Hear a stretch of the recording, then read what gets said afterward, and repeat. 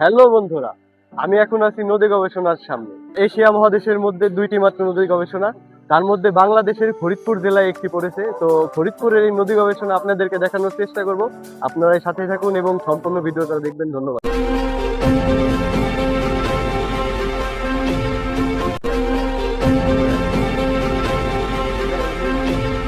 নদী, পানি ও প্রকৃতির সংলগ্ন এই গবেষণা কেন্দ্রটি প্রতিষ্ঠিত হয় 1977 সালে। জাতীয় প্রয়োজন আর বৈজ্ঞানিক অঙ্গীকার থেকে এখানে প্রতিদিন চলতে থাকে গবেষণা নদীর গতি প্রবাহ, পলি সঞ্চয়, নদী ভাঙন, তীর সংরক্ষণ ও বাঁধ প্রকল্প নিয়ে। বাংলাদেশের নদ নদী, বাংলাদেশে যতগুলা নদ নদী আছে, তো এখানে মানচিত্রে সবগুলাই লক্ষ্য করলাম। প্রতিষ্ঠানটির রয়েছে আধুনিক হাইড্রোলিক ল্যাবরেটরি, যেখানে ছোট আকারে নদীর প্রতিরূপ তৈরি করে যাচাই করা হয় পানি প্রবাহের গতি ও প্রকৃতি। এখানে রয়েছে ফুলুম চ্যানেল, সিমুলেশন মডেল এবং পরীক্ষাগার, যা বাস্তব প্রকল্পের আগেই সমস্যাগুলো পূর্বাভাস দিতে সহায়তা করে।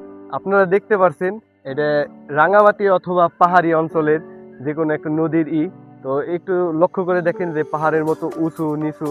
একটু দেখেন এখানে আছে এই যে রাঙামাটি, আসলে এই যে রাঙামাটি আমি দেখলাম। বাংলাদেশের প্রতিটি বড় নদীর প্রকৌশল কাঠামো, হোক সেটা নদী শাসন, সেতু বা বাঁধ, এর সফল বাস্তবায়নে এই ইনস্টিটিউট নীরবে কাজ করে যাচ্ছে যুগের পর যুগ ধরে। এখানে যে সুন্দর মনোরম পরিবেশ, তো এখানে পরিবার নিয়ে আপনারা ঘুরতে আসতে পারেন। তো সময়টা 5টার পর, 5টা থেকে সন্ধ্যা পর্যন্ত এখানে প্রবেশের জন্য অনুমতি আছে। এখন আমি দাঁড়িয়ে আছি মহাপরিচালকের কার্যালয়ের সামনে। এটা খুব গুরুত্বপূর্ণ একটা স্থান।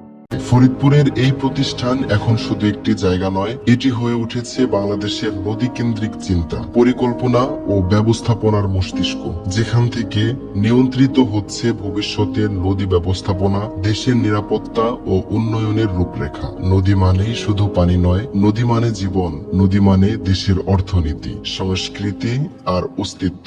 আর এই জীবনধারাকে টিকিয়ে রাখতেই বাংলাদেশ নদী গবেষণা ইনস্টিটিউট কাজ করে যাচ্ছে একনিষ্ঠভাবে। বাংলাদেশ নদী গবেষণা ইনস্টিটিউট, নদী বোঝে, দেশ গড়ে।